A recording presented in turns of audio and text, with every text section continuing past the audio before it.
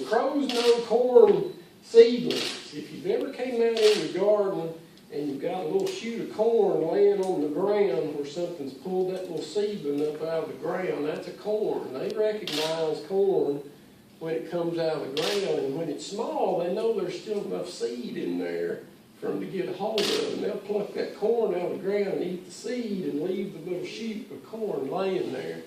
If you want to prevent the corn from getting your seedlings, I like to use row cover. After I sow the corn, I'll just lay row cover on the bed.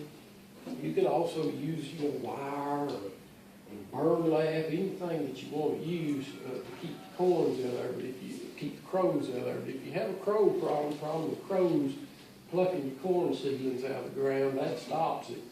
Another advantage to that with using the row cover is it'll trap heat in there. So, if it's a fairly cool spring or you don't think your soil's maybe quite up to temperature to germinate the corn real strong, when the sun comes out and hits that, it'll start heating up and it'll warm the soil up a little bit more underneath that row cover. So it gives you a little heat advantage as well to help your germination.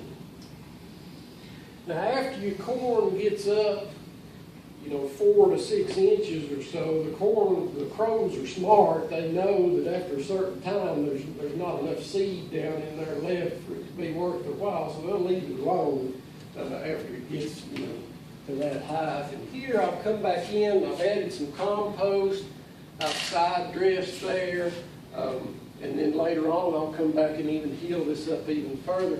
Another advantage to healing like that, you'll notice I've got some little weeds and stuff germinating in there. When you come in and heal that up, it smothers those weeds out, so it's real easy weed control. You kind of get a 2-for-1 because you're having to put more nutrients and more soil to keep your corn from blowing over, and you do weed control at the same time.